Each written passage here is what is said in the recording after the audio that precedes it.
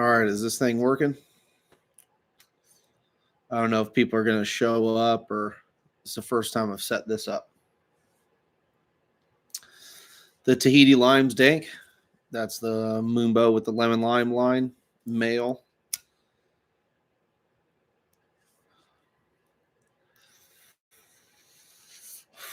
Looks like we got 5 people in here and 6 thumbs up. I don't know how that works. Oh, there we go. I have been enjoying time away from the weed scene.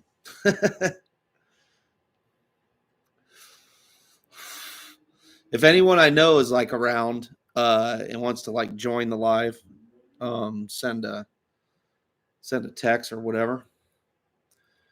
Yep, sour, skunky, and citrus. That's how I would describe it. But it's not like a tangy citrus. It's like a, very lemon G type of smell.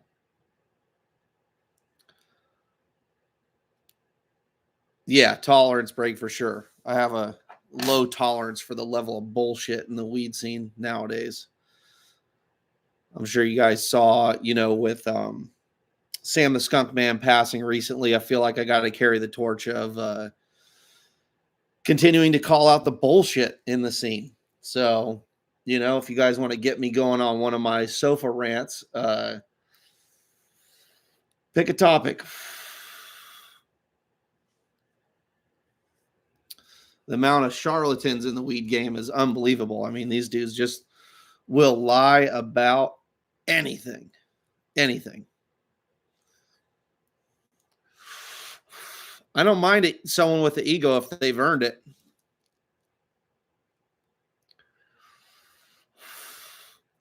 In fact, I appreciate it because it saves me time from having to deal with the bullshit.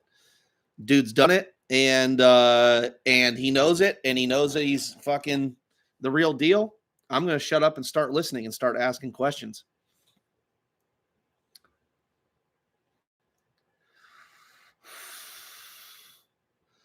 I am smoking on Schramm Moonbow 24 F2. Schramm crossed with Moonbow 24 F2 number 31 feminized, and this is phenotype number 4 or selection plant number 4 from that hybrid.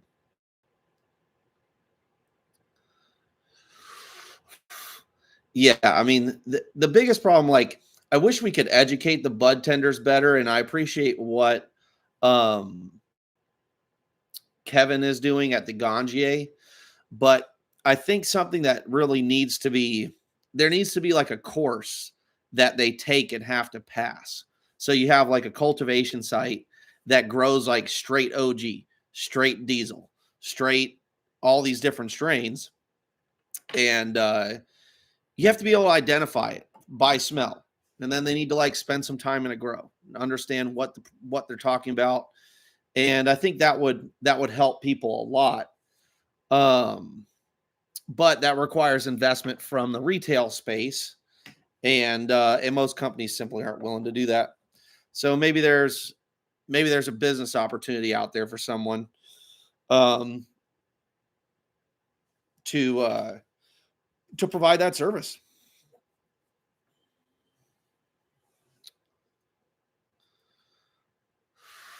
I personally like mixed HPS and MH or HPS and LED mixed together. There's a lot of benefits of using LED because you have the opportunity to reduce your heat load pretty significantly. Let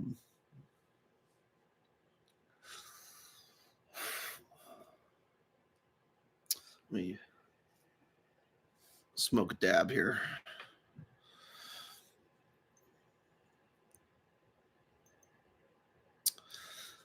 What nutrients do you prefer?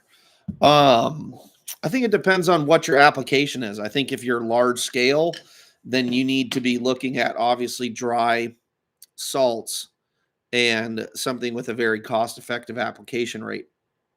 If you're small scale and, $50 extra on nutrients is worth the convenience of a pre-made nutrient line for you, then there's a lot of reason to just go ahead and buy nutrients. So, for simplicity's sake and the ability to manipulate your nutrient formula, GH3 part is a pretty good place to start. Um, if you can't figure out GH3 part, growing is probably not, shouldn't be something you want to do as a profession, because 3 part basically gives you the ability to manipulate your nutrient regimen to cater to most cannabis varieties. So, if you can learn how to use 3 part and get really good performance and quality, then you will have good success going forward. And a lot of that is just understanding what's inside the bottle. So,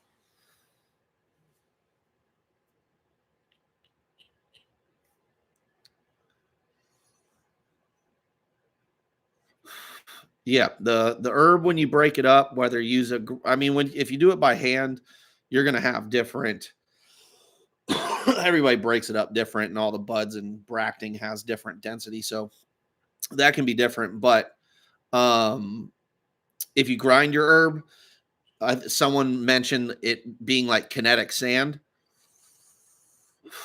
I always thought that was a really good um, way to describe what it should be like. It should be sticky. It shouldn't fall out the sides of the paper when you're trying to burn it, or when you're trying to roll it. It shouldn't be dusty. If you're from Colorado, you're probably familiar with that.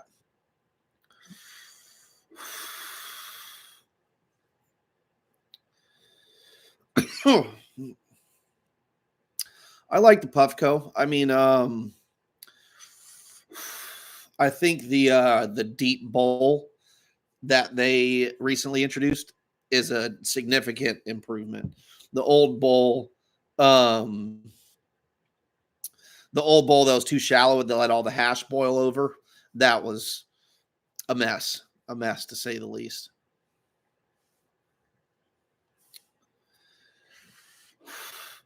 I mean, there's no being back. I mean, it's like, social media is fucking taxing. I think a lot of people think it's like fun or enjoyable. And I guess maybe if you are legally allowed to make a business out of it, maybe it is more a little bit more enjoyable. But when you're doing the work and you don't get to create any of the benefits from it, um, it's kind of discouraging over time.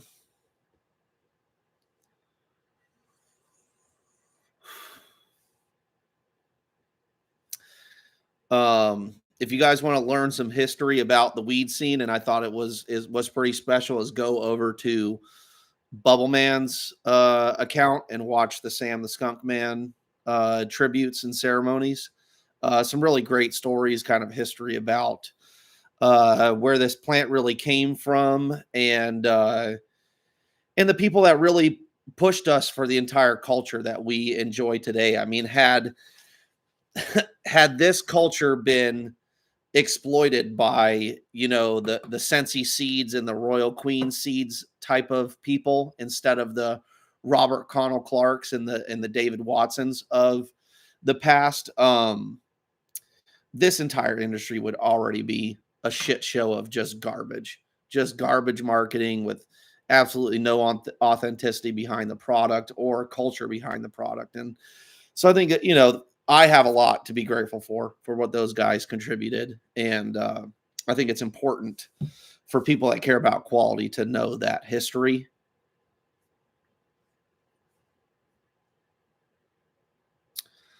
Let's see. What are you guys asking? The Carta Focus is nice too. I just think the deep bowl is really the key. I don't really care who makes it. I just think a bowl that doesn't flow over is the solution. Um, Organic weed versus salts. I think that it's whichever person can grow the healthiest plants. If both those things being equal, a diverse organic soil versus a like hydroponics, let's say, for the pure opposite, where you're just using salts essentially. I would, in most circumstances, with most strains I've grown, I prefer the organic one. But over 20 years of growing, I've grown like Albert Walker hydroponics in like NFT, so absolutely no media basically other than some hydroton to hold the stem of the plant. And then right next to stuff grown in like a cooked soil, right? So fishbone meal, crab meal, kelp meal, uh, uh, like using fish meal in your uh, feedings. And what else would I do? Compost teas. Um, you know, if both plants are equally healthy, typically the organic one tastes better. But over 20 years of growing, I've done that side by side with two strains and given the weed to a bunch of people, and half the people say the hydroponic shit's better, tastes better, smokes better, whatever. So, maybe my bias that I'm preferring the organic herb. Let's see.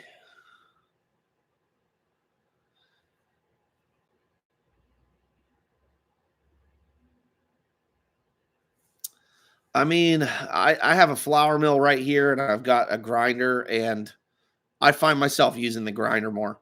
I just get an inconsistent breakdown with the flour mill. The teeth on the grate wears out over not that much time. I don't know. It's not, I think it's a good product, but I don't know if it's for me. Maybe I need to spend more time with it.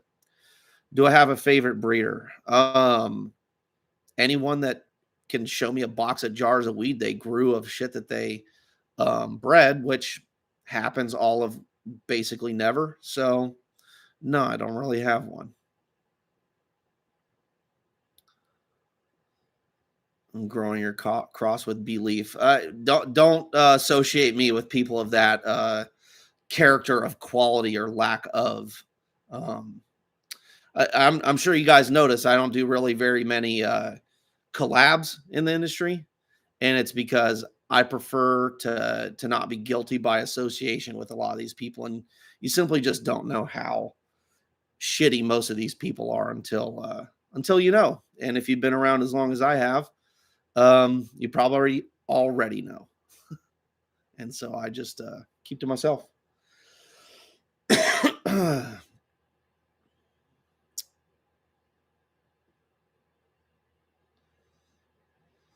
Synganic, I like for indoor production just because you're able to, replicate your success a lot more effectively than an organic regiment, indoor particularly. Outdoor can be a lot easier because you got a lot larger time period um, to grow. Plants seem to be more resilient outside under the sun, and uh, you can get soil tests done more effectively, and you have enough time to cook your soil down to make it properly amended come springtime.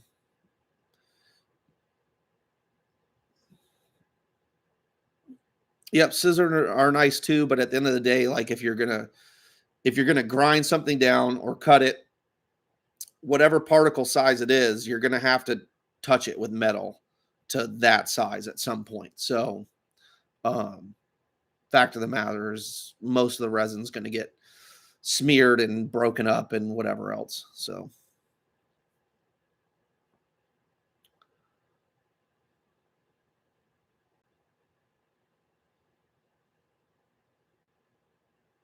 rankest cross. I mean, mostly OGs, GMOs, Chem Ds, Chem 91s, some of them. Um, yeah,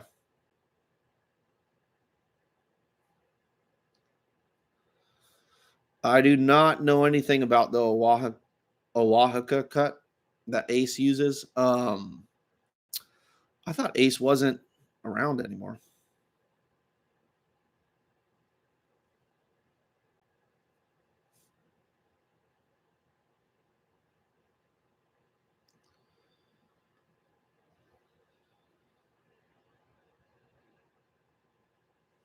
Homies that threaten somebody? I don't know what you're talking about.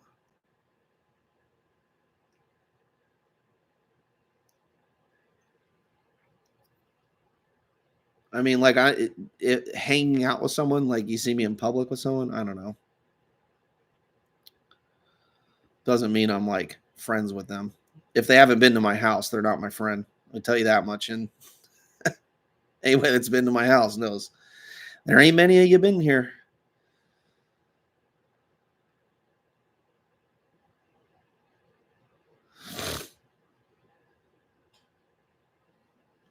Yep, the 112 is probably our biggest, best-selling strain up at ProGrow. I prefer flavors that translate to taste. So herb smells like something, the smoke smells like that, and it tastes like that. If it doesn't do that, which is most of the hash strains, it's basically trash to me unless you're only going to grow it for hash, which is, that's fine.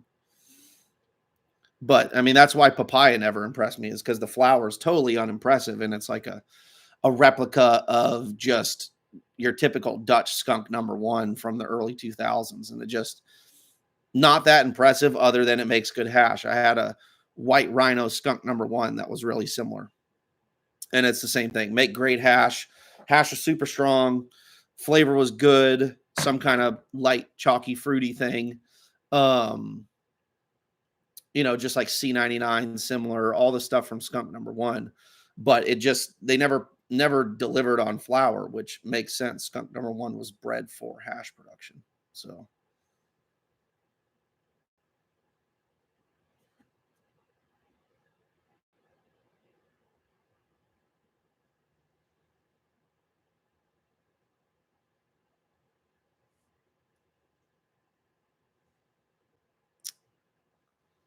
well, more people than I expected on a YouTube live, and we haven't done any videos in a long time. So I guess that's cool.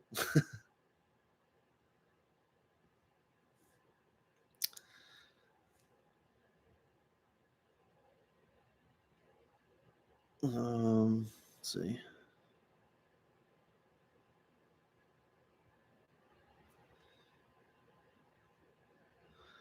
Yeah, the pens from ProGrow. I won't really smoke very many pens, but man, those things fucking taste good. Even the garlic breath is like super GMO. Tastes pretty good. Again, I don't love the flour, but the hash is pretty awesome. Especially strains that make good BHO but don't make good rosin. It's pretty cool also.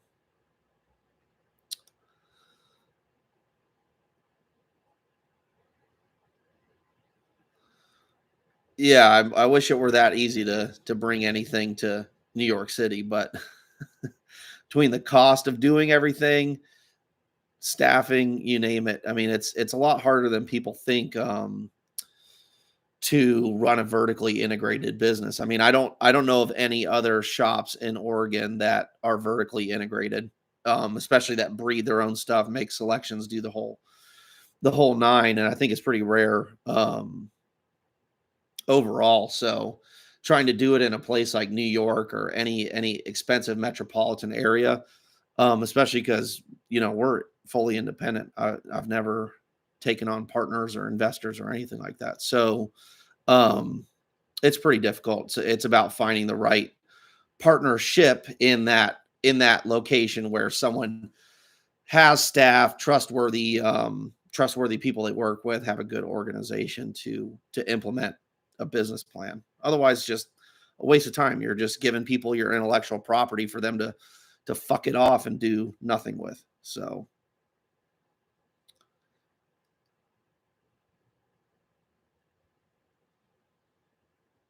I've always got new and old strains. So both. Why haven't I made any work with Mendo Breath? Mendo Breath just didn't really do it for me. It took on a lot of the like incensey.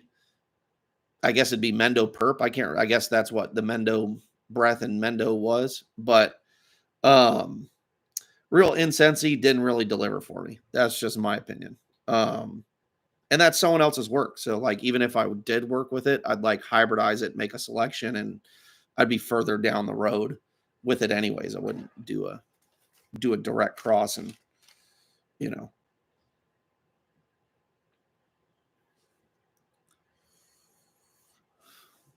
Let's see.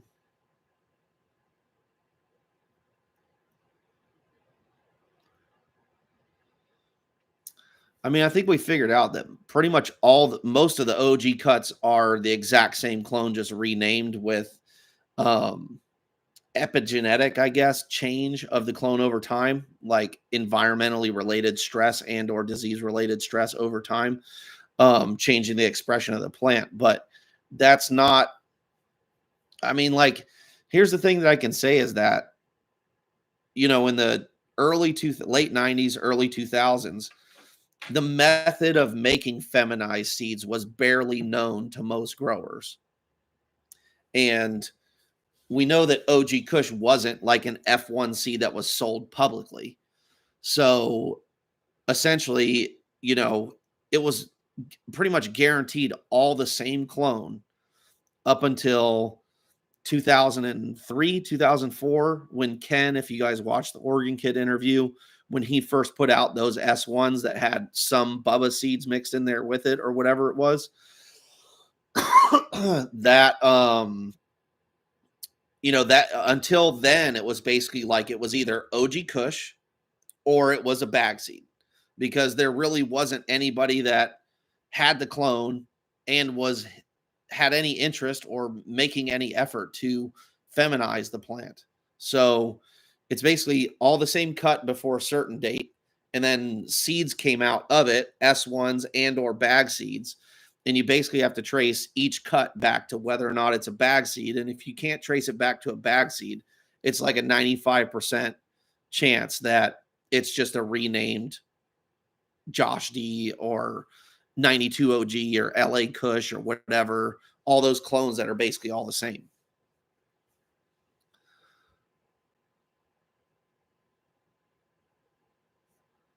I mean, I wouldn't say Shroomy 420 changed the game. He just played a role just like dozens of other people.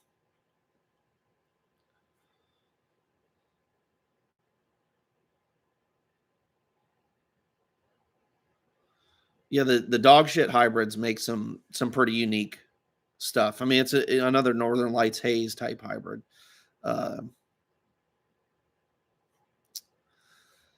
Uh, please talk about powdery mildew. Your rooms are infected. So you got infected because you received clones, and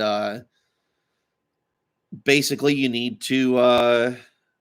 You don't have a lot of options to eradicate it. You can use um, systemic pesticides to restart all your mother stock, and you have to basically clean out all of your vegetative space and get rid of every single holdover plant and restart with only treated plants, and you have to continue treating those until the life cycle of that pathogen has been destroyed.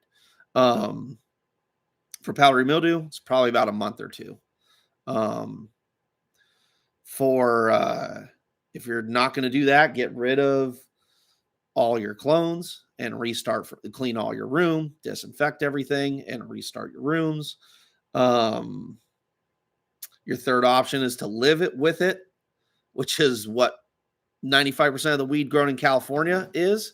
And I won't smoke your weed. That's the three options. Fourth option, tissue culture. Put together a tissue culture lab and apply the same principles as stage number one.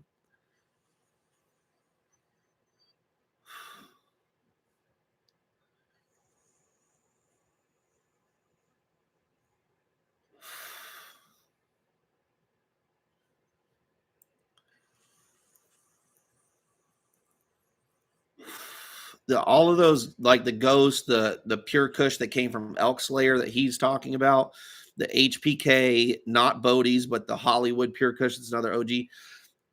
I'm really, really sure that all that is just clubs that renamed clones that they were buying from like Todd McCormick and other people.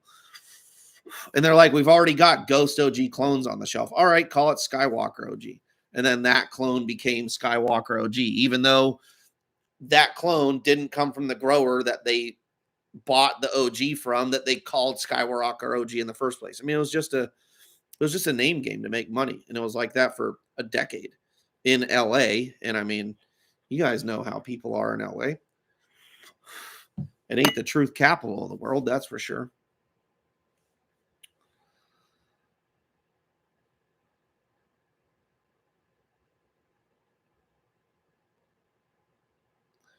I mean, if you got rid of PM with just bleach, I mean, that means you did a good job. Sulfur burning helps a lot as well. Using sulfur, micronized sulfur can help a lot. Um, but uh, but yeah,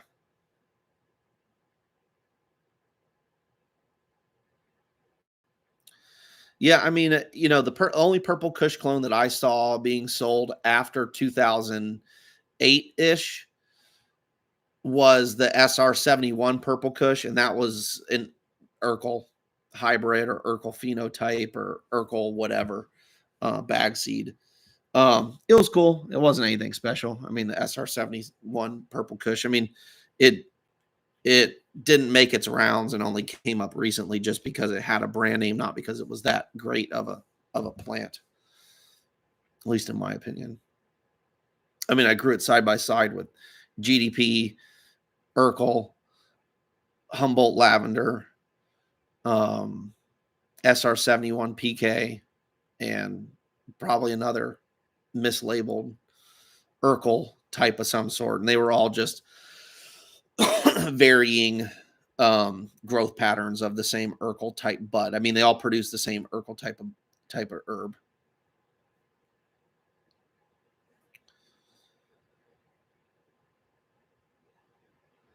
Um, Bicky's Cut a Dosido is a clone that was selected by an Instagram guy from NorCal, I believe.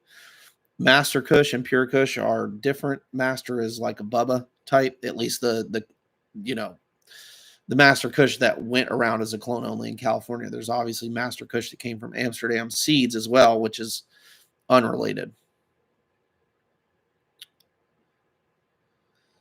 What am I excited about in 2025? I'm excited about a lot of the bullshitters going out of business. That's what I'm excited about.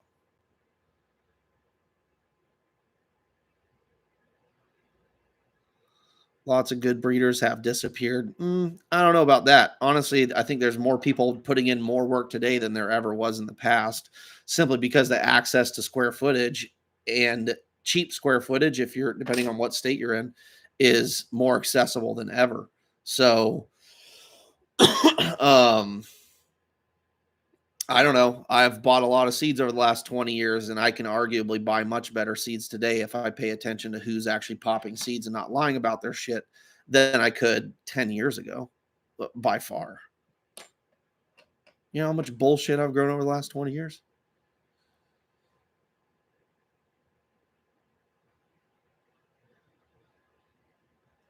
I don't know what the Christmas tree strain was. I mean, we just called like I only saw it a couple times when I came home from Washington, and it was just piney smelling, I think outdoor basically. I mean, shit, they sold the trim from that herb for like $100 an ounce or something like that back then. I mean, trim like straight up leaf, but it smelt like dank herb. So, you knew it wasn't oregano. Yeah, Moonglow has some great ones in there. I mean, 710 Labs has one that I think they call Lunar Z, just like everything. It gets renamed and then nobody knows what it is, but um they've been honest about the whole time, so that's the most anyone can ask for.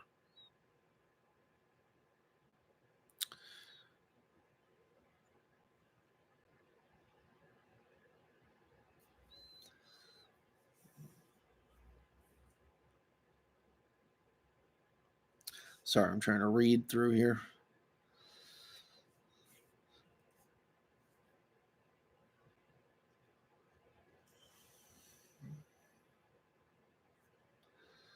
I don't even know what Saturn OG was. I mean, that the like that shop in LA, the like interplanetary shop or whatever, and they had the Mars OG, the Saturn. That was all just marketing bullshit. Like those, like it was just either them growing bag seeds or them taking other people's weed and renaming it. But like that shop wasn't even popular until like 2006, probably at least. And that was well after like Oregon Kid had put out all those Kush seeds, and 3Cs were already selling Kush seeds too. So, um, That was like, you know, it could have been fucking anything in there.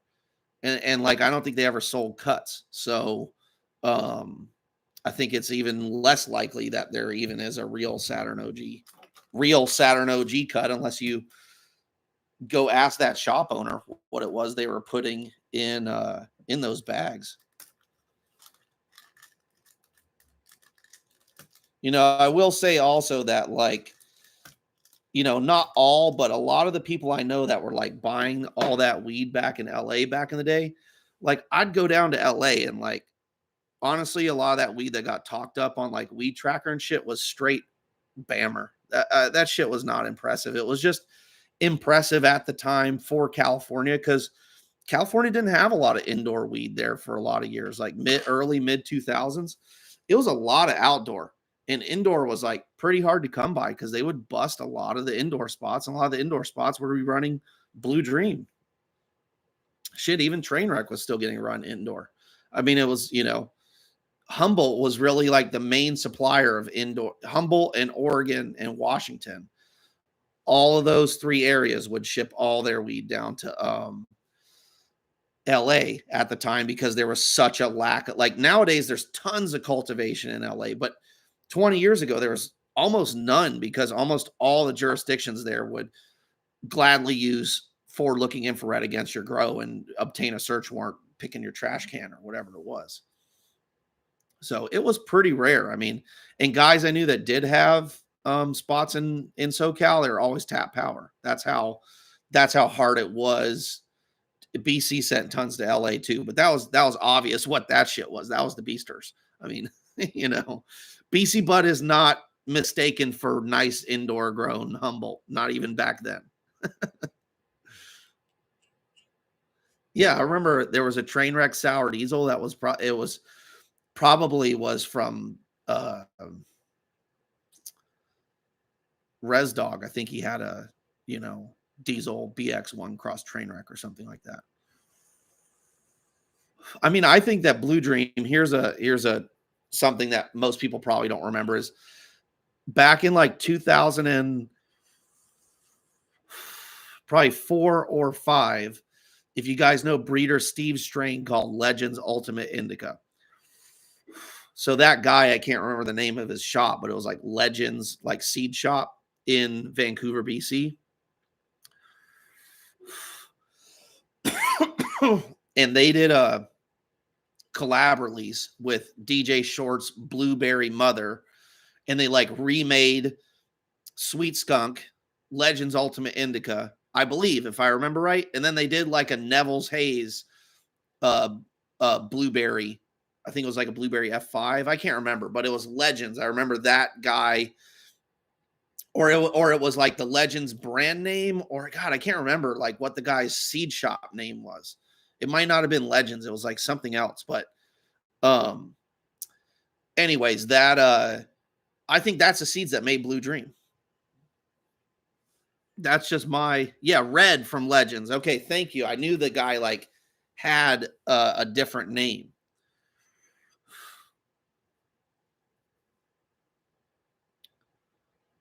Yeah, not Vancouver Seed Bank, not BC Seed Bank. It was Red at Legends. And he did like a release, and that release was like really fucking popular. So that's my opinion.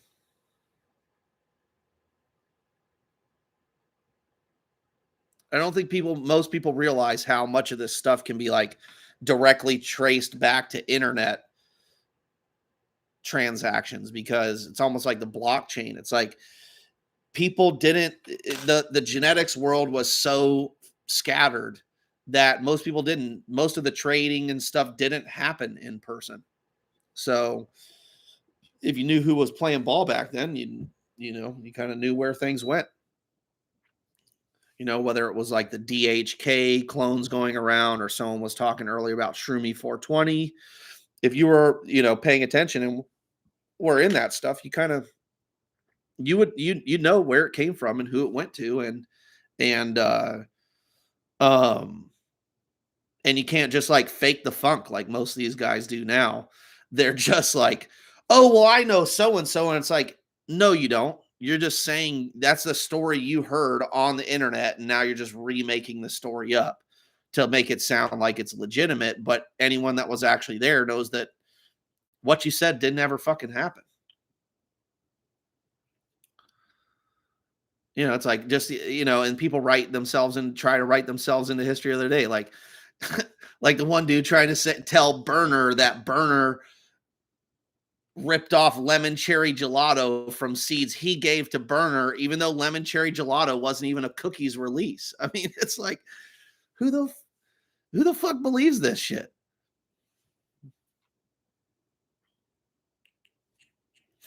Like like the fact that anybody would support people like that ripping off their fellow grower, just be honest with what you're selling. And you're going to get a lot more fans being honest with what you're selling than being dishonest with your selling and gaining a bunch of hate and well warranted hate.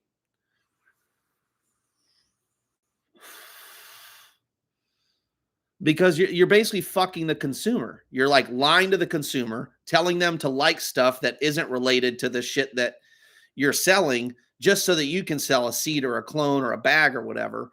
But now the consumer is totally confused on what they want. Good growers that have the products that they want don't people don't know where to get it, don't know how to find it. They get lied to. They buy the wrong thing several times and it misrepresents the brand name. I mean, I can't wait until trademarks are legal in cannabis. Like I want to name something, whatever. And I can actually trademark the name and make it popular myself. And no one else can use that brand name on their products. And it's like now I can actually maintain a quality standard for the products that I want to be known for. Um, and compared to any other industry, like how many other industries do the factories manufacture someone else's product and sell it under their brand name? I mean, it doesn't exist because of trademark laws, but who the fuck wants to be Sierra Mist if you can be Sprite or whatever it is? I mean, it's just knockoff city. And the person that the people that are hurt the most by supporting those businesses are real breeders that are putting in the work that aren't getting the recognition for their products, or are getting a lack of recognition because someone else takes their product and then like popularizes it for them, and essentially you just like end up with a diluted market of a bunch of bullshit. And I think most people can agree that that's exactly what we're fucking looking at. Yeah, Costco cola, it's just like, do something fucking unique.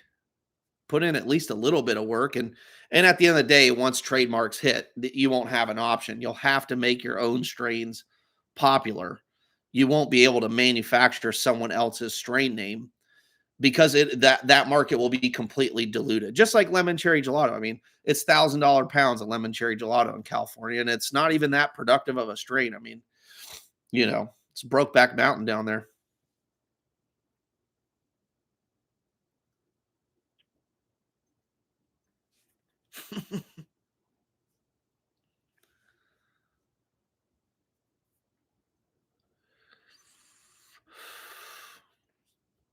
I don't know if the Cherry Kush cut is responsible for cookies. I don't have enough familiarity with any of it. I suppose it's possible. Um, but again, like I think it's basically pointless conjecture to sit there and argue what strain came from what or may have created the other if you don't know any of the people that were popping the seeds. I mean, at that point, it's just kind of pointless. It's just like, could it have come from it? Sure, but we've got no evidence to support anyway, and we don't even have any history to like argue about. So what I mean, so it's like we can't even have a good discussion about this because we're just like, oh, it tastes similar or the plants look similar or whatever, and it's like that's not, yeah, I don't think the original I don't think the original cookie story told of how it was made was accurate. That story that shot from 12 years ago hasn't aged too well.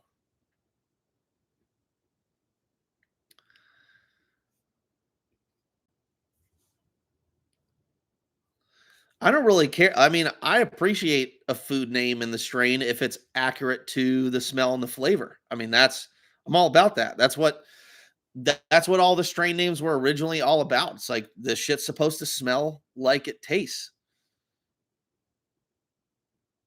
and you name it as such.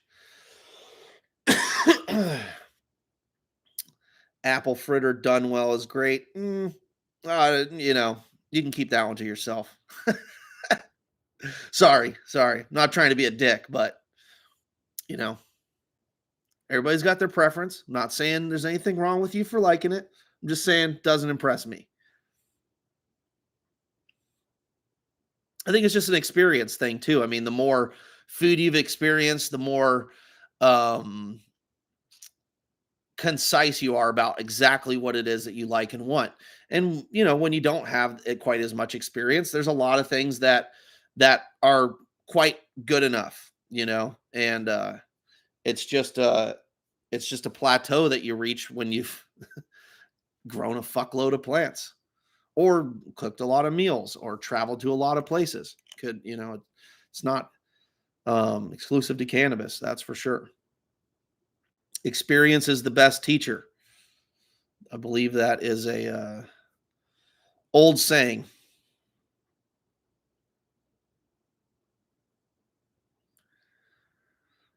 Yeah, I mean, I don't really smoke much straight cookies, just like I don't smoke much Skittles. But are they good plants for breeding for certain traits? Absolutely. And they're bad for breeding for other reasons, and that's the whole reason for breeding, unless it is to just sell seeds.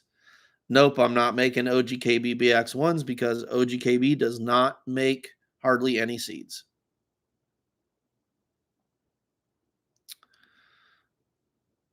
If you don't want to buy it, don't buy it. I mean, it's like, you know, I put in the amount of work, and if you don't like it, don't purchase. I see people say they want Albert Walker crosses, but I assure you, you don't. It's an extremely difficult plant to work with, and I've only really found good success breeding with it in like second generation hybrids. So Albert Walker crossed to something, and then that crossed out. Um, Tahoe G again, I think was a renamed cut, unless you have one of the clones that came from Swerve's seeds, which is, that's here's another rant is you guys want to know how to spot a scammer? Give me a thumbs up in the chat if you want the number one easiest way to figure out who a scammer seed company is. It's really easy, super easy.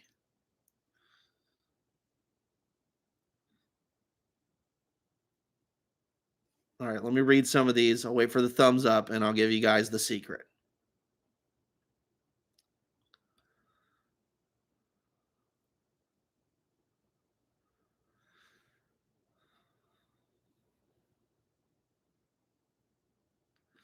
All right, so the key is if that company sells seeds and they label it the clone only name, right? They don't tell you it's Tahoe OG crossed with, Tahoe OG BX1 or whatever else, right? They just sell you lemon cherry gelato seeds, like, lemon cherry gelato, 12 seeds, that's it. That's guaranteed scammer, because the only reason they're selling products like that, Pluto S1 seeds, every clone only strain seeds of it, not crossed. They don't give you any description of the hybrid. It's a scammer because basically their whole business relies on Google search results. So if they make their strain and they call it, whatever, black cherries, and then it's LCG crossed with something else, it's going to be really hard to get keyword searches for that. So really all they're trying to do is like make the product page appear to be the most legitimate source for this high search volume term. And so that's all they do. right? And then just throw whatever seeds in the bag, and then boom, you get whatever bullshit that you get. And maybe it's good, maybe it sucks, but now you're growing that, and now you're labeling it lemon cherry gelato in some market that doesn't see clone only strains. And now everybody in that area thinks that, this Spanish Widow crossed with Blackberry Kush is lemon cherry gelato. And that's how you have all this fucked up everything. Yes, people, and then stolen pics. Another thing you can do is Google search the pictures they're using and see if it's on any other websites or where it came up from. And there's another way to find out if they're a scammer. Another way to know if they're a scammer, if they make a ton of different hybrids in 1 year. So they got like 50 different S1s they made in 1 year, and like 10 different BX2 or BX5 lines, but they don't show you a giant facility they're doing all this work at. That's just putting seeds in a bag, right? And putting whatever label on it you like. I mean, the maximum amount of work you're getting is them changing the label for you. That's it. So you can buy seeds last month, and they say one thing, and you buy a new drop from them next month, same seeds. Yeah, I mean, it's just a mathematical improbability. How can you do that much genetic work in that short period of time and make selections, dry the herb, smoke it, and then grow those again, remake the hybrid, test it or not test it or whatever, and sell them? You need to have a large operation. I mean, anybody that's done any amount of breeding work knows you need, let's say you need 2 or 3 or 4 lights to make seeds and run and make selections from. Well, if you do that with 10 strains, it means you need a 40 lighter, but they don't have a 40 lighter. So, it's obvious. And I mean, like, I don't judge, like, if I grow 1 pack of seeds out from somebody and I didn't get anything good from it, but the hybrid, like for example, Chem 91 it makes good hybrids, but it's not every plant. That's for sure. Like, you can grow 10 seeds of a Chem 91 hybrid and not get a keeper of a good hybrid, of a hybrid that produces keeper plants. But I just got statistically bad odds on that pick, and I got 10 seeds. Didn't have a keeper female in those 10 seeds, but it's a great hybrid. I don't say like, oh, that breeder sucks, because at the end of the day, I'm just looking for sports. If I wanted like really consistent results from every 10 seeds where everything's super high quality or something like that, which is unrealistic, to be honest. I've never made any cross where I popped 20 seeds and got 10 females, and every single female was like, oh, I'm keeping that one for sure. I mean, maybe like I've grown stuff that I'm sure if I showed someone else those 10 jars, they'd be like, bro, these are all keepers. But to me, maybe one of them is, right? I mean, maybe none, right? But if the results match the genetic heritage that I was given, then I am more than happy to pop another 10, another 20, another 50, another 100, another 200. If I know what I'm purchasing, like, for example, the roadkill skunk everybody's looking for.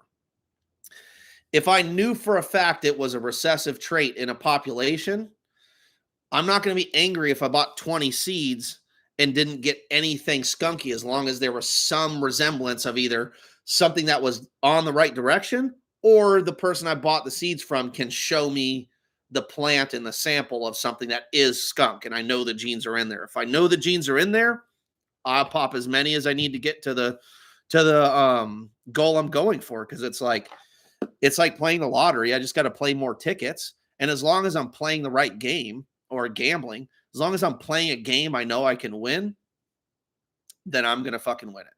I'm gonna buy as many tickets as I can until I fucking win. So it's all it is. And the whole plan as a breeder is to set yourself up to be able to do that shit, to do that work. I mean, I also think another huge thing that's like fucked up in the entire seed industry is this obsession with feminized seeds. There's almost no benefit to it other than you don't have to veg out some males, But like to me, the properly bred male female seeds, and I've said this many times before, between the combination of you don't know what the male's genes produce. I like to use multiple males if it's not something that I'm trying to line breed and figure out a perfect male for certain hybrids. I'll just use like 5 males so I can get a nice wide variation across a lot of different hybrids to select through. And then I also think that there's genes that are in the X chromosome of male plants that doesn't exist in female plants. I think that like the cannabis plant is extremely has a lot of data in its DNA. It's like something like 7 terabytes of DNA, and human is like 2 terabytes of DNA or something along those lines. I can't remember what it is.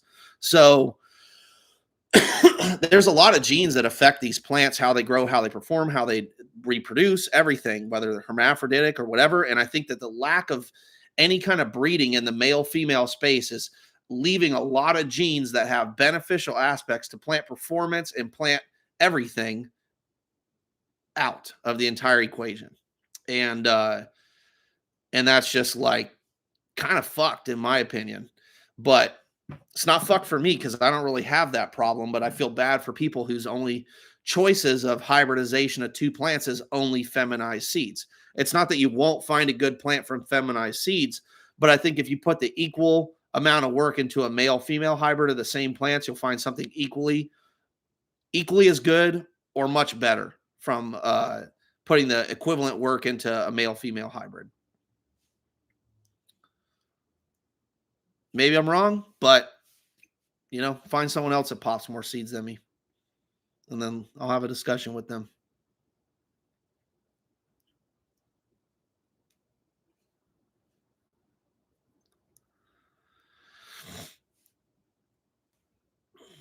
It's not open pollination. Open pollination is where you would use all the plants and just let them do whatever they want. It's still selective breeding, even if you select it down to 5 plants, 15, or 2, or 1.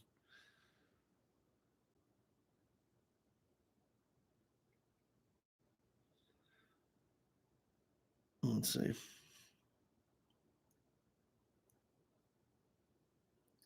Another thing like in the weed scene, because of Instagram and photogenic varieties, the like blackberry kush looking weed. I hate to tell you guys, but that weed fucking sucks. Stop buying that shit. And then like the ridiculously frosty stuff that's all stalks with little small heads, that stuff also sucks. Like I see tons of people are passing these clones out, selling people that these are good. And I promise you, you're going to do one run with that stuff and be like, you're going to sell it. People are think it's going to awesome. And then 2 months later, you're going to have the same thing again. They go, don't give us a fucking another gram of that crap. And it's, you're just ruining your own business by putting your name behind, brands and products like that. Unless you want to sell $1,000 pounds, then you're good. But, you better have some deep pockets if that's the game you're playing. Like what you should be looking for from the high quality ones is like, imagine if you took the surface of a cannabis bud and laid it flat. What you're looking for is extremely dense concentration of trichome heads per square millimeter, essentially, right? And that's what you're looking for. It doesn't matter if it's a tall stalk, a little stalk, a this or that or whatever. What you're really looking for is just a high concentration.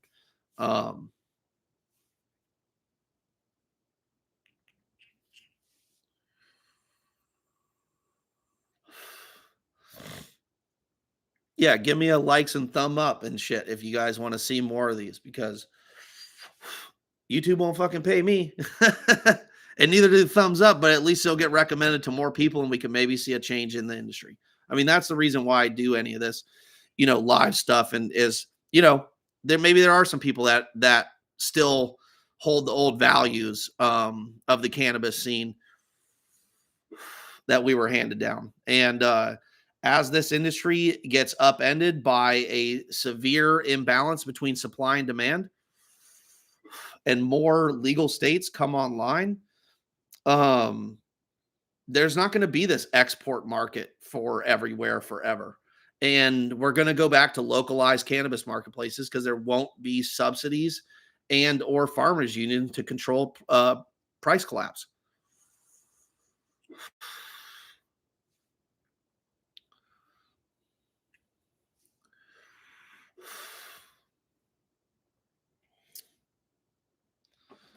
And I think it's up to us to push that forward and to influence the narrative, because the narrative right now is being pushed by scammers, essentially. Scammers, con artists, liars, branders, people that don't really do anything. They're just, macking on an immature market, which I give them respect for that shit. Um,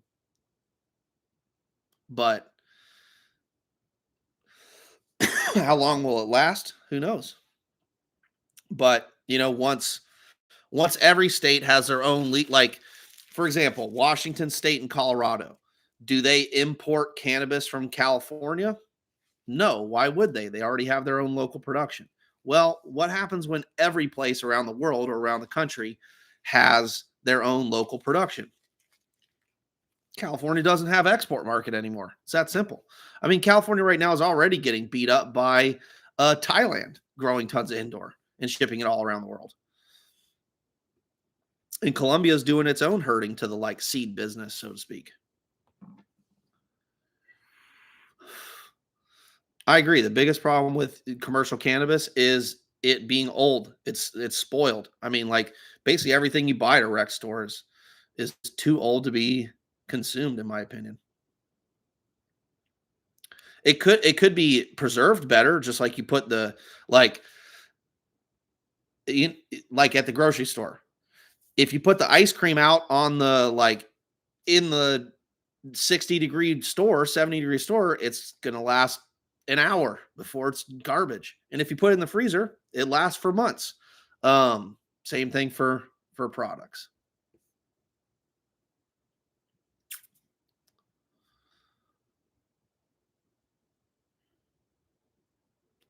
Right. Illinois has a much more, a lot of those micro licenses are finally coming online, and now it's got its own local production.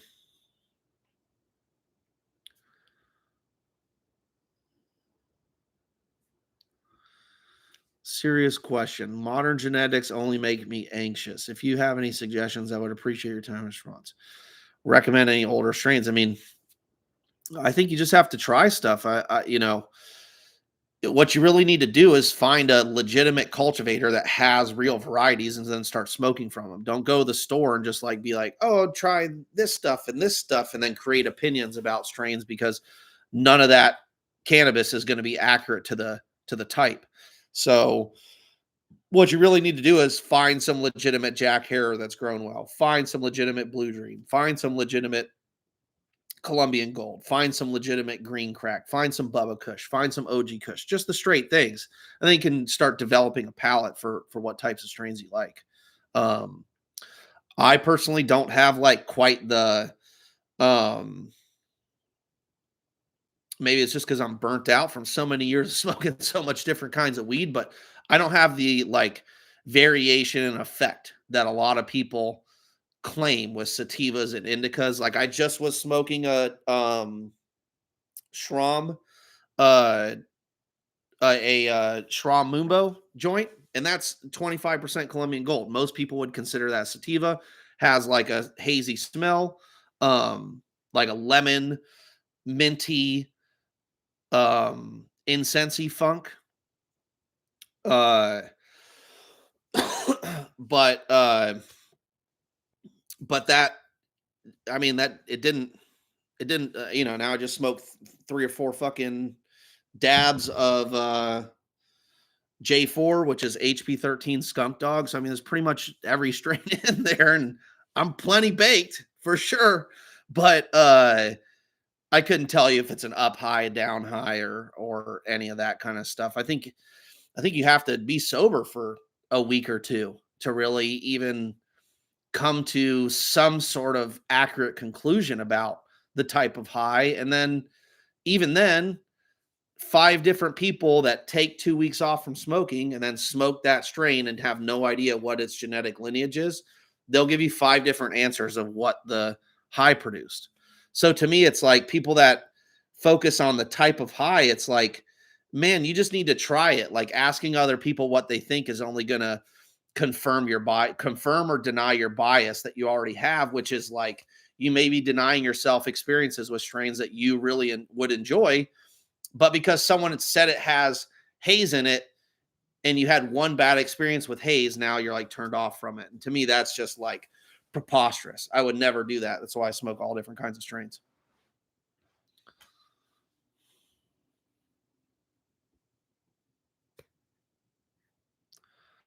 I'm not on Icy Mag. I left that place in 2009 because it was full of liars and scammers, just like THC Farmer. And they were happy to censor anybody that would call out that bullshit. So fuck them.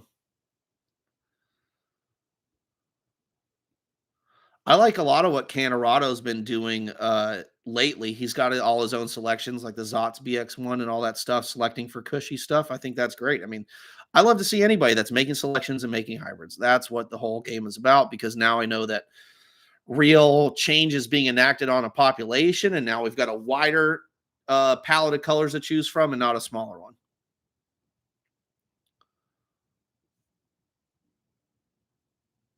Blue banana, I don't know. Generally speaking, I don't like banana strains because they don't. Again, banana is another Dutch skunk one flavor that makes great hash, doesn't translate over in flavor of the flower. DNA made the sleet stack years ago. I don't believe they still have the cut though.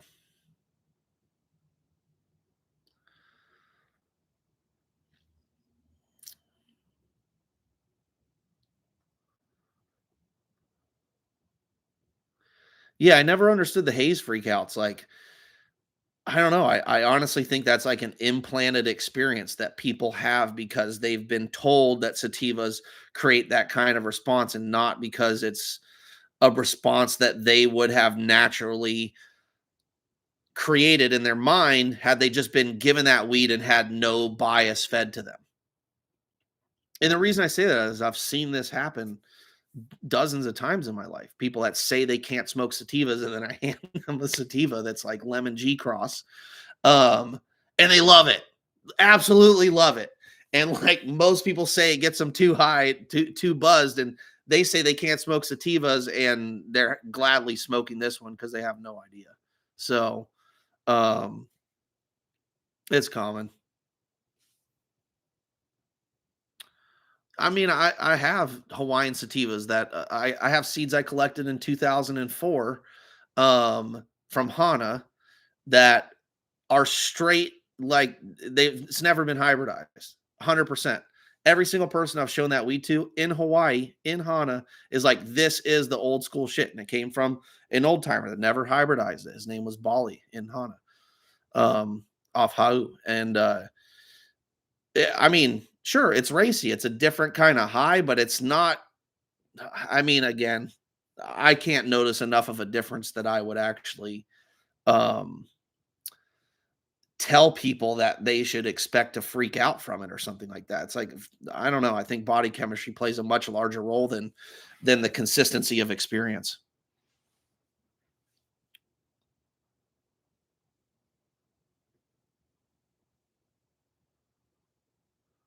Um, I don't. I mean, most of the time, why a strain is hard to clone is because you have a dirty grow room. Um, really, that's the main reason. Infection. I'm gonna be perfectly honest. I don't love S1s in general. I don't find the results as much. I prefer male female seeds. If you want consistent results across a wide range of hybrids where they all kind of seem pretty similar. Like I've done Bubba S ones across 10 or 20 different hybrids. I've done countless things inside, stuff that I've bred. I've done TK Fem hybrids. I've done cheese Fem hybrids. I've grown a lot of different Fem hybrids with a bunch of other stuff. And it's just like, depending on the parents, if they're completely unrelated, it almost acts like a true F1 where pretty much everything is right in between both parents and doesn't really have great traits of either parent. And so it's like you need to make an F2 from there, but it's Fems. So now you got to make an S2 or an S2 in cross or whatever. And that's just like, I don't know. I don't get that. I want more variation than that. Maybe some people don't. I do. I'm looking for outliers. I'm not looking for production production seed. I never liked the RS11 myself. I mean, it was a great purple production strain. But it was mainly about production. It wasn't about quality or high THC or necessarily even flavor, at least for me. And I know Wizard Trees and 9 Weeks Harvest made a ton, just like I've said. I've talked to them about it. They didn't like the RS11 hybrids nearly as much as they've liked some other stuff they've worked with. And again, that's just the nature of what your selections do. Your selections dictate your results. The F cut is not the same thing as the face off. It's not even remotely related. The F cut was a clone that came from this guy, Dankiest OG. That was said it was a Tahoe cut, which has questionable history because of who was the one that sourced that to a certain degree. But and then there's the C-Dub face-off cut, which is verifiably a rename, and then there's the face-off cut that I popped from Seed. That's, there's the 3 different ones that go around.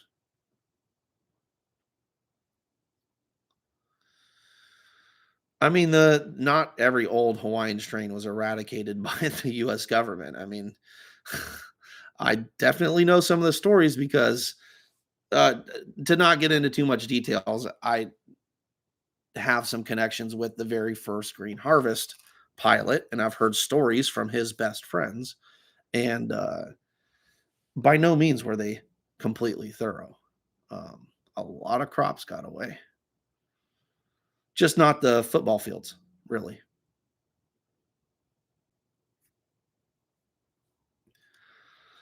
Um, Indoor high mountain. I don't know what any of that is. I have not seen a difference between stressed and unstressed breeding, um, unless you have like the stressed plants created hermaphroditic pollen, and then now you have hermaphroditic pollen and your pollen donor all mixed together in the same room, which then you would, potentially see mixed results or undesirable results, and that could possibly just come from one of your pollen receivers spreading some uh, stray hermaphroditic pollen.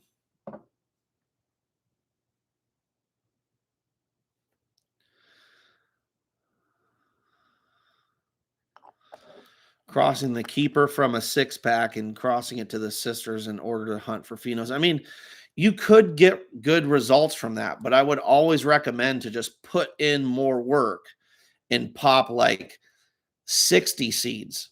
And sure, people are like, that's unrealistic, whatever. Make it realistic. No's not an acceptable answer. Pop 60 and keep the 2 best ones. Then cross those 2 best ones together to like do your pheno hunt. That initial work that you put in will pay dividends 10 times over. Because if you just pick like your keeper, which is like not the keeper from 60, but the best of 6, you're already starting with like a less than of the population. Then you cross it to its 5 sisters, which are like definitely not as good as your keeper. So now you're crossing it to even worse versions of that same population. And then you're going to hunt through those for your best, for something better than what you started with. It's unrealistic. It's just, you're better off just like finding the top 4 keepers from 60 and crossing all those together and then moving forward. You're gonna make miles of progress because you put in that work initially. I'm gonna do like an hour and a half, so I got 20 more minutes here. Maui Wowie pineapple. It sounds interesting. I know that pineapple is a long flowering one, so but I hear it smells just like pineapple, so you might get some really cool shit.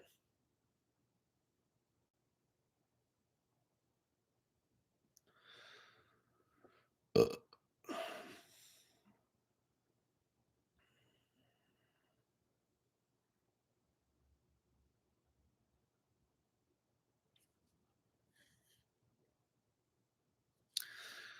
Yeah, I mean, when I say terps, I mean thiols, terps, terpenoids, everything in there. It's like instead of having to say all 9 words, we just call it terps. I mean, thiols are sulfur compounds, super strong. Um, Obviously play a significant role in the olfactory benefits of cannabis and its modulation of cannabinoids.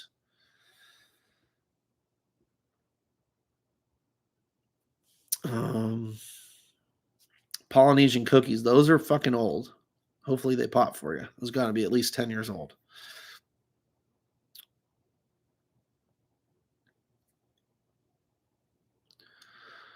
Well, he was asking about selfing the keepers because he was talking about popping 6 seeds, which I assume was probably femmes he was talking about because 6 male females would only yield you like 3 plants. So just on, if you do 50%. So um yeah, I don't know. I wouldn't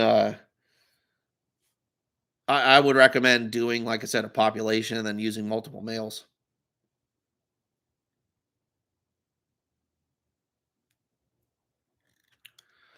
Yes, it is true that there were less than 20 packs released of Dosido because it made so few seeds. And I'm pretty sure I don't even think I distributed any packs of it. I'm pretty sure if you got a pack of the original ones, you got them at a show from me. And I'm not going to tell you guys which shows because someone will use that to try to scam you. I'm sure.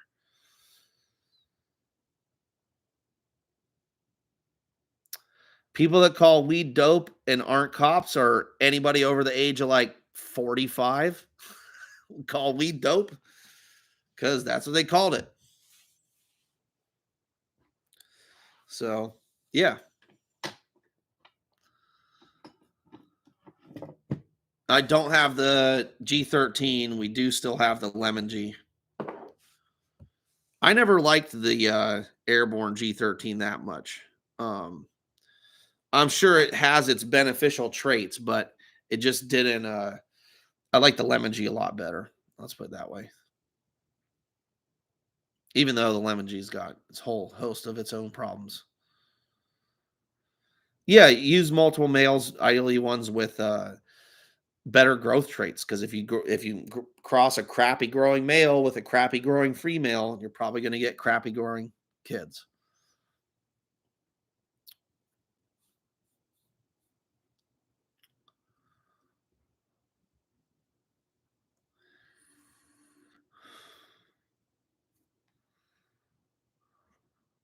Yeah, I mean, words have different meanings in all different places in the country. Like when I grew up, dope was for heroin or opiates, but you know, old timers call weed dope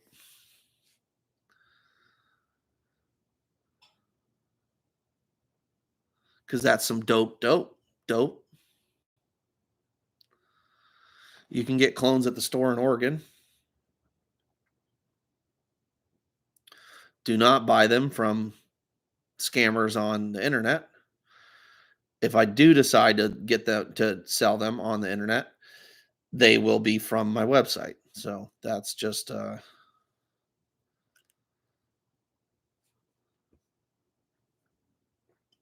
I did try a bunch of somas. I tried so mango.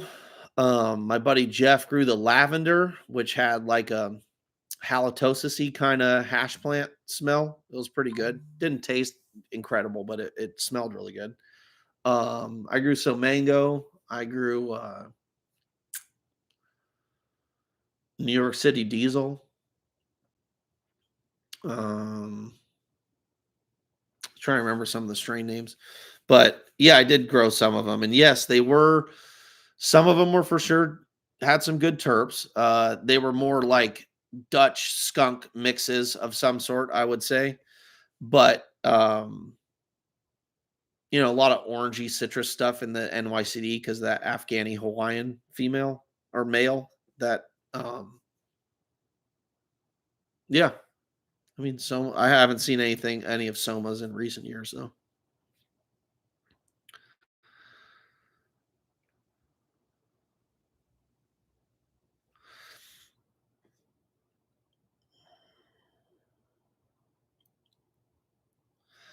I grew Shark Shock and what was it? Shit, which was supposed to be the super skunk.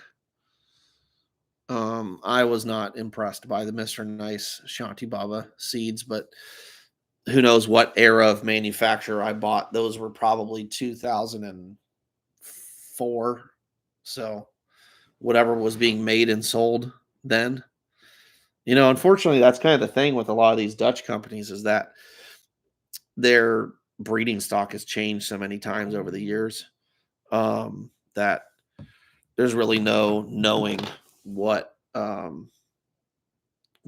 best shit's going to be or whether or not you can rebuy it. So,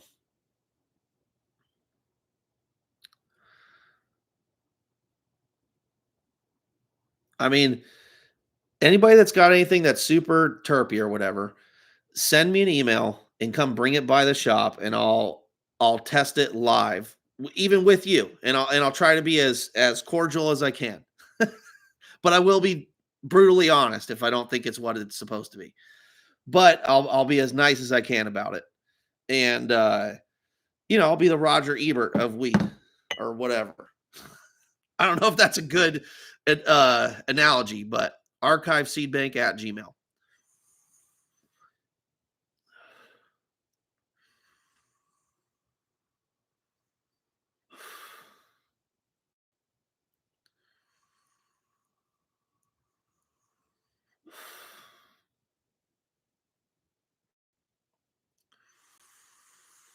Cat piss cross a dog shit. I mean, like, it makes for a great story. But I would imagine it just makes a bunch of hazy stuff.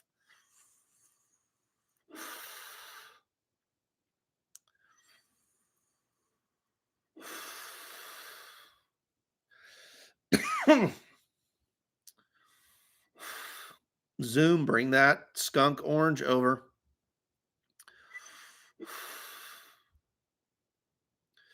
And we'll do a podcast. And we got like a bunch of indoor you could do some shots of too.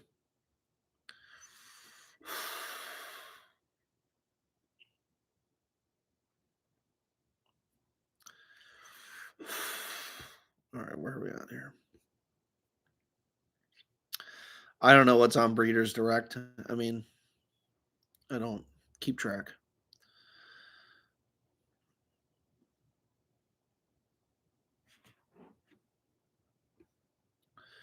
I would assume maybe it's the um 710 Labs cut because it appears that 710's cuts get out. Um, like the Lemonheads number 4 clone that they have and a couple other things I've seen. So it seems like, they either trade or give out or let their friends take home or someone steals it from them. Who knows? Yeah. So you think you can grow. Let's do it. Let's do it.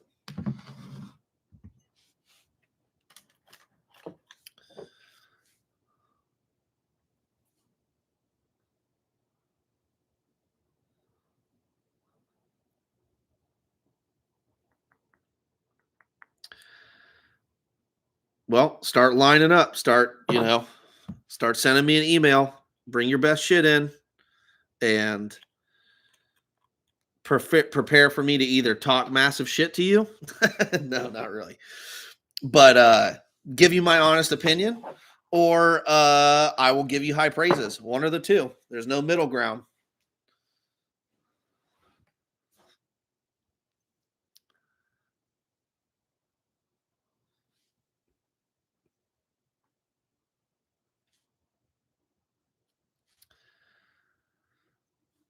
Yeah, I mean, I would love to do like a lot more like YouTube type stuff, but it's just a matter of like finding the right kind of people, man. I mean, there's just a lot of people that are just lazy or misrepresent their skill sets or don't want to work hard, don't want to show up at 7 p.m. so we can just get the shit done. They just want to have some regular 9 to 5 schedule that's convenient for them and convenient for their lifestyle. And it's like, that's cool if you want to work for a company that's like um just has a consistent schedule and isn't going anywhere, and therefore you're probably not going to go anywhere. Or you can put your time and energy into something that you believe in, if you do, and put all your work into it and turn it into something. And most people just really aren't willing to do that. And in my opinion, that's what it takes to be successful on YouTube and to turn it into something that you could actually make money off of.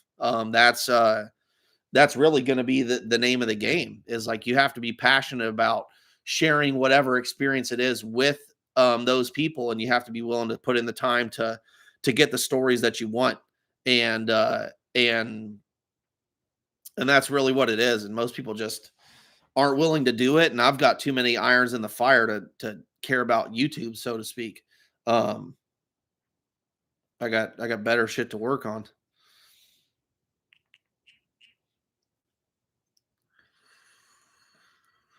It's really just like my attempt to try to preserve some of the history and some of the standards and the expectations of the old cannabis market, and share it with the few people that still care about that stuff. And well, everybody else can smoke pre-rolls. It just is what it is.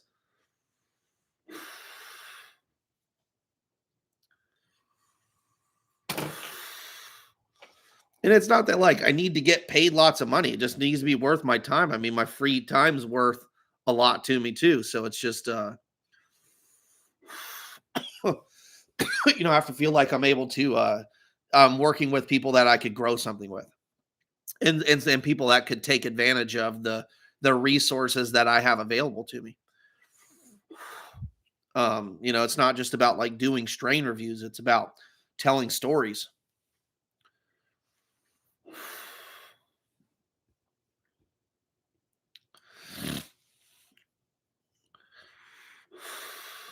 No, I don't want someone just following me around. I want to produce real stories about specific things with research and I don't a day in the life. I don't care about being a celebrity. I'm not trying to be fucking the star of the show. The star of the show is the plant.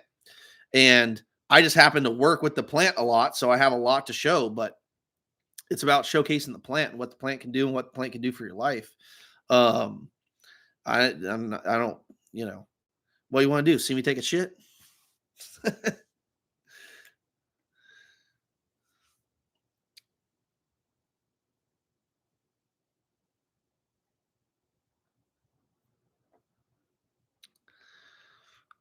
Yeah, I agree. Well, essentially, you have two choices in the weed game, right?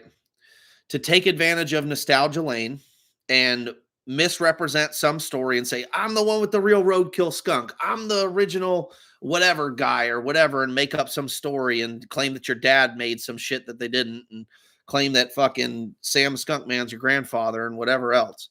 But that's just taking advantage of that. And the people that do that a lot, okay, another scammer like tactic is to do that a lot because they have no interest in spending the time, money, expense, or like the effort to make a new strain popular, like Dosido or cookies or gelato. It's an entire operation that has to go into it, and you got to have a clone to put out to make the thing popular.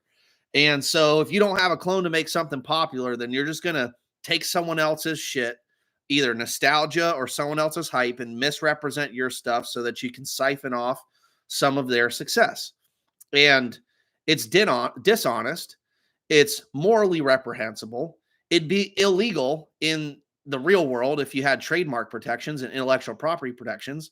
And people that engage in that shit directly and maliciously, honestly, they shouldn't get your business. You shouldn't even entertain supporting that shit, because those people are actively taking money away from the people that are like, by you spending your money with people that are misrepresenting someone else's shit, you're essentially disincentivizing the people that are creating those new waves, creating those new strains, and putting in the real work, or are actually preserving an actual strain.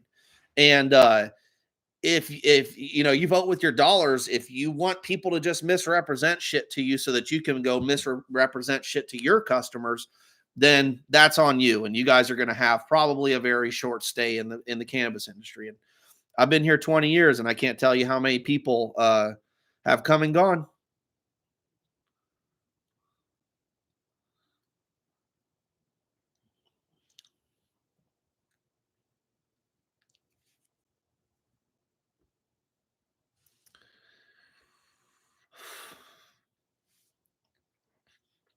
I'm smoking on Hawaiian lemons, 90 micro, or it's Hawaiian lemons and lemon peel moonbow, fresh frozen, 90 micron rosin. Let's see. Oh, it's all reverse. Pretty wet. Let's see here. I don't know. I can't do it backwards.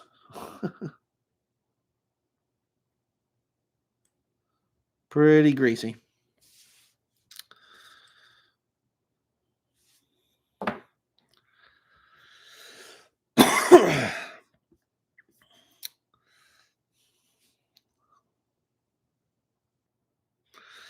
Everything that Mubo touches is not fire. Let me tell you.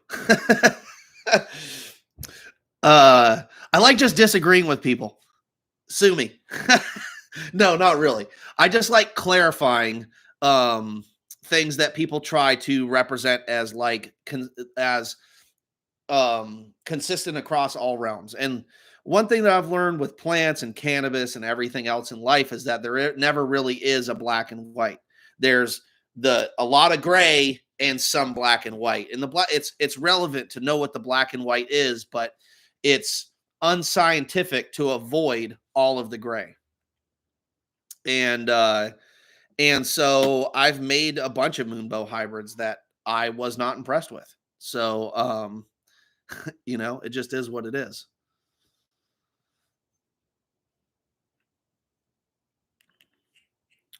Like well, I guess it was the male in this case, but I made a lot of good crosses from the male.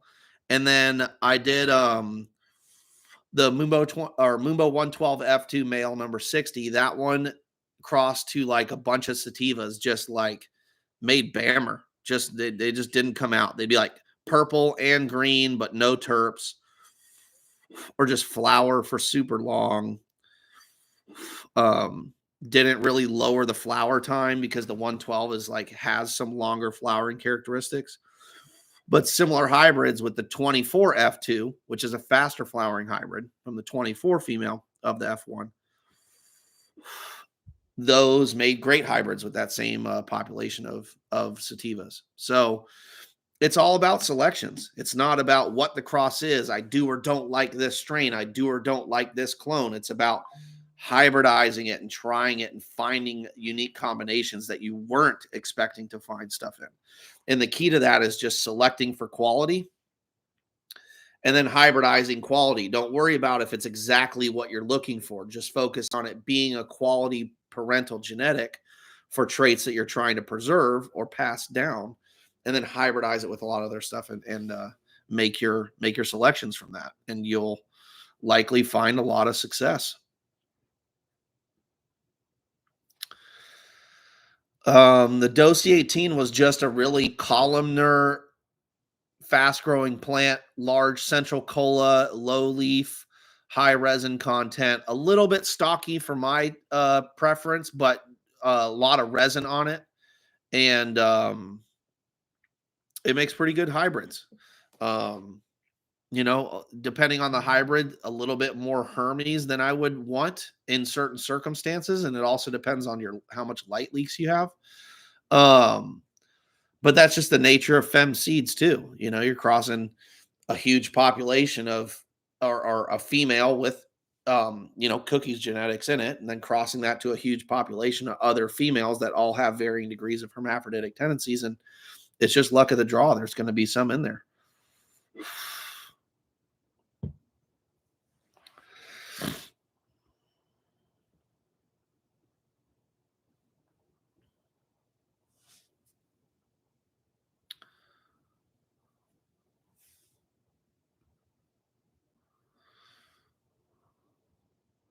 Yep, hit him up. That's my pops right there. He's gonna ship you clones from the Bahamas.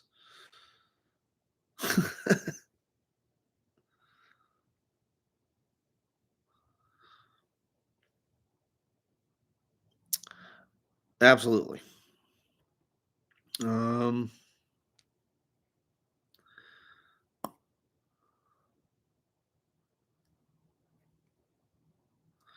yep. So did an hour and a half here.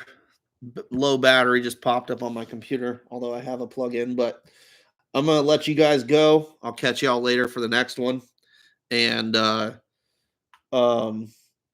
see y'all later.